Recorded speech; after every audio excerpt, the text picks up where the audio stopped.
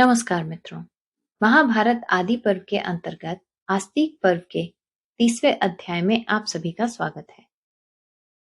अभी तक हमने कश्यप जी का गरुड़ को हाथी और कछुए के पूर्व जन्म की कथा सुनाना, गरुड़ का उन दोनों को पकड़कर एक दिव्य वट वृक्ष की शाखा पर ले जाना और उस शाखा के टूटने की कथा सुनी। इसके आगे की कथा अब पढ़ते हैं। 30वां अध्याय, गरुड़ का कश्यप जी से मिलना। उनकी प्रार्थना से वालखिल्य ऋषियों का शाखा छोड़कर तप के लिए प्रस्थान और गरुड़ का निर्जन पर्वत पर उस शाखा को छोड़ना। उग्र शंभाजी कहते हैं, शौनक आदि महर्षियों, महाबली गरुड़ के पैरों का स्पर्श होते ही उस वृक्ष की शाखा टूट गई, किंतु उस टूटी हुई शाखा को उन्होंने फिर पकड़ लिया। उस महाशाखा को तोड़कर गरुड़ मुस्कुराते हुए उसकी ओर देखने लगे। इतने में उनकी दृष्टि वालखिल्य नाम वाले ऋषियों पर पड़ी। वो नीचे मुंह किए उसी शाखा में लटक रहे थे।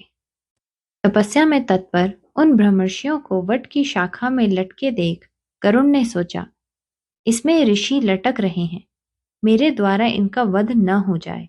यह गिरती हुई शाखा इन ऋषियों का अवश्य वध कर डालेगी। यह विचार कर वीरवर पक्षीराज गरुड़ ने हाथी और कछुए को तो अपने पंजों से दृढ़तापूर्वक पकड़ लिया और उन महर्षियों के विनाश के भय से झपटकर वह शाखा अपनी चोंच में ले ली। उन मुनियों की रक्षा के लिए ही गरुड़ ने ऐसा अद्भुत पराक्रम किया था, जिसे देवता भी नहीं कर सकते थे। गरुड़ का ऐसा अलौकिक कर्म देखकर वे महर्षि आश्चर्य से चकित हो उठे। उनके हृदय में कंप छा गया और उन्होंने उस महान पक्षी का नाम इस प्रकार रखा। उनके गरुड़ नाम की व्युत्पत्ति इस प्रकार की।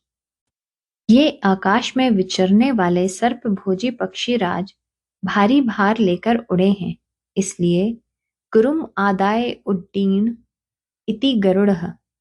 इस व्युत्पत्ति के अनुसार ये गरुड़ कहलाएंगे। तदंतर गरुड़ अपने पंखों की हवा से बड़े बड़े पर्वतों को कंपित करते हुए धीरे धीरे उड़ने लगे। इस प्रकार वे हाथी और कछुए को साथ लिए हुए ही अनेक देशों में उड़ते फिरे। वालखिल्य ऋषियों के ऊपर दया भाव होने के कारण ही वे कहीं बैठ न सके और उड़ते उड़ते अनायास ही पर्वत श्रेष्ठ गंधमादन पर जा पहुंचे। वहां उन्होंने तपस्या में लगे हुए अपने पिता कश्यप जी को देखा। पिता ने भी अपने पुत्र को देखा। पक्षीराज का स्वरूप दिव्य था। वे तेज, पराक्रम और बल से संपन्न तथा मन और वायु के समान वेगशाली थे। उन्हें देखकर पर्वत के शिखर का भान होता था। वे उठे हुए ब्रह्मदंड के समान जान पड़ते थे। उनका स्वरूप ऐसा था जो चिंतन और ध्यान में नहीं आ सकता था। वे समस्त प्राणियों के लिए भय उत्पन्न कर रहे थे। उन्होंने अपने भीतर महान पराक्रम धारण कर रखा था। वे बहुत भयंकर प्रतीत होते थे। जान पड़ता था उनके रूप में स्वयं अग्निदेव प्रकट हो गए हैं। देवता, दानव तथा राक्षस कोई भी न तो उन्हें दबा सकता था और न जीत ही सकता था। वे पर्वत शिखरों को विदीर्ण करने और समुद्र के जल को सोख लेने की शक्ति रखते थे। वे समस्त संसार को भय से कंपित किए देते थे। उनकी मूर्ति बड़ी भयंकर थी। वे साक्षात यमराज के समान दिखाई देते थे। उन्हें आया देख उस समय भगवान कश्यप ने उनका संकल्प जानकर इस प्रकार कहा। कश्यप जी बोले, बेटा, कहीं दुस्साहस का काम न कर बैठना, नहीं तो तत्काल भारी दुख में पड़ जाओगे। सूर्य की किरणों का पान करने वाले वालखिल्य महर्षि कुपित होकर तुम्हें भस्म न कर डालें। उग्र शंभाजी कहते हैं, तदंतर पुत्र के लिए महर्षि कश्यप ने तपस्या से निष्पाप हुए महाभाग वालखिल्य मुनियों को इस प्रकार प्रसन्न किया। कश्यप जी बोले, तपोधनो, गरुड़ का यह उद्योग प्रजा के हित के लिए हो रहा है। ये महान पराक्रम करना चाहते हैं, आप लोग इन्हें आज्ञा दें।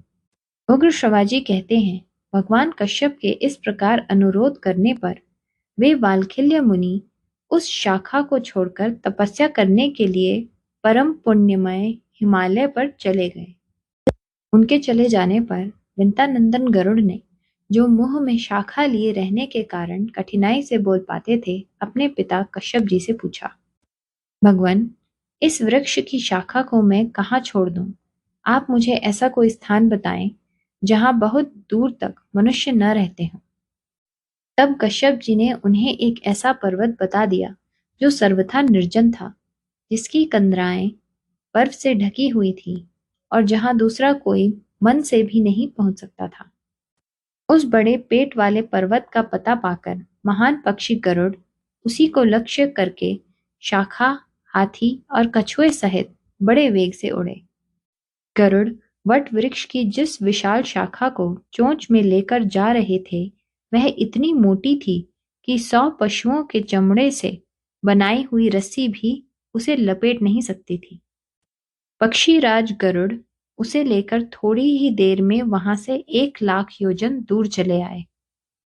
पिता के आदेश से क्षण भर में उस पर्वत पर पहुंचकर उन्होंने वह विशाल शाखा वहीं छोड़ दी। गिरते समय उससे बड़ा भारी शब्द हुआ। वह पर्वतराज उनके पंखों की वायु से आहत होकर कांप उठा। उस पर उगे हुए बहुतेरे वृक्ष गिर पड़े और वह फूलों की वर्षा सी करने लगा। उस पर्वत के मणिकांचमय विचित्र शिखर, जो उस महान शैल की शोभा बढ़ा रहे थे, सब ओर से चूर चूर होकर गिर पड़े। उस विशाल शाखा से टकराकर बहुत से वृक्ष भी धराशायी हो गए।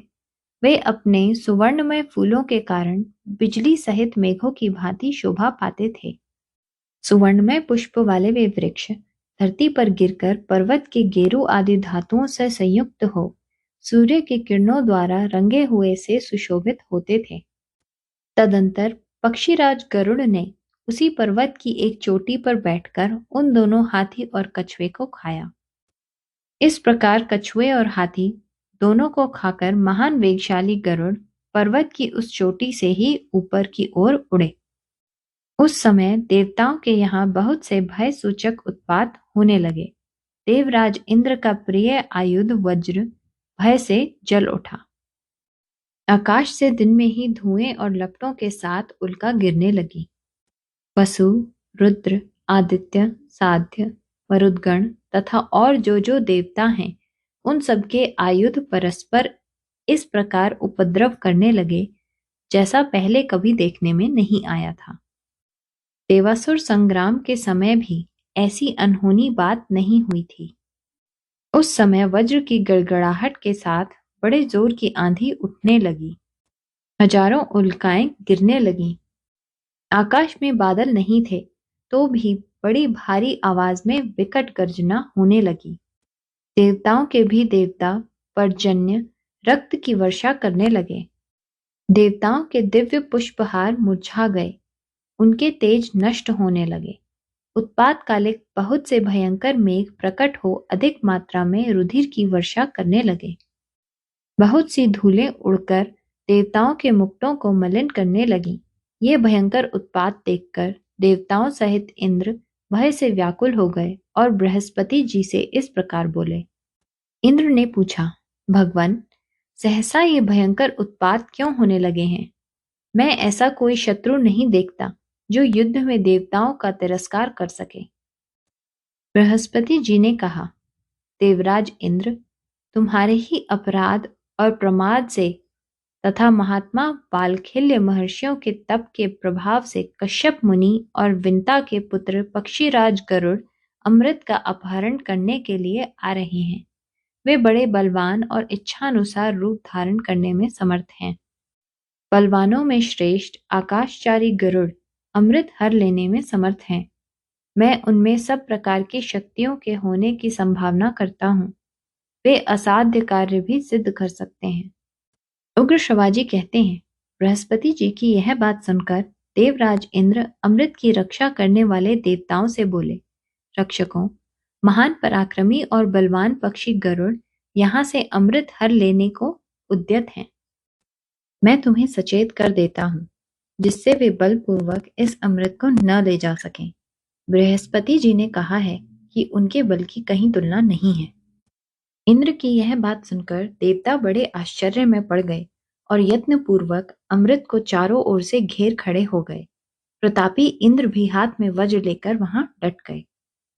मनस्वी देवता विचित्र सुवर्णमय तथा बहुमूल्य वैदुर्य मणिमय कवच धारण करने लगे। उन्होंने अपने अंगों में यथास्थान मजबूत और चमकीले चमड़े के बने हुए हाथ के मोजे आदि धारण किए। नाना प्रकार के भयंकर अस्त्र शस्त्र भी ले लिए। उन सब आयुधों की धार बहुत तीखी थी। वे श्रेष्ठ देवता सब प्रकार के आयुध लेकर युद्ध के लिए उद्यत हो गए। उनके पास ऐसे ऐसे चक्र थे जिनसे सब ओर आग की चिंगारियां और धूम सहित लपटें प्रकट होती थीं।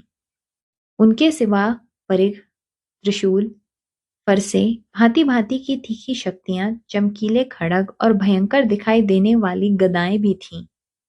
अपने शरीर के अनुरूप इन अस्त्र शस्त्रों को लेकर देवता डट गए। दिव्य आभूषणों से विभूषित निष्पाप देवगण तेजस्वी अस्त्र शस्त्रों के साथ अधिक प्रकाशमान हो रहे थे। उनके बल, पराक्रम और तेज अनुपम थे। जो असुरों के नगरों का विनाश करने में समर्थ एवं अग्नि के समान देदीप्यमान शरीर से प्रकाशित होने वाले थे, उन्होंने अमृत की रक्षा के लिए अपने मन में दृढ़ निश्चय कर लिया था। इस प्रकार वे तेजस्वी देवता उस श्रेष्ठ समर के लिए तैयार खड़े थे। वह रणांगण लाखों परिघ आदि आयुधों से व्याप्त होकर सूर्य की किरणों द्वारा प्रकाशित एवं टूटकर गिरे हुए दूसरे आकाश के समान सुशोभित हो रहा था।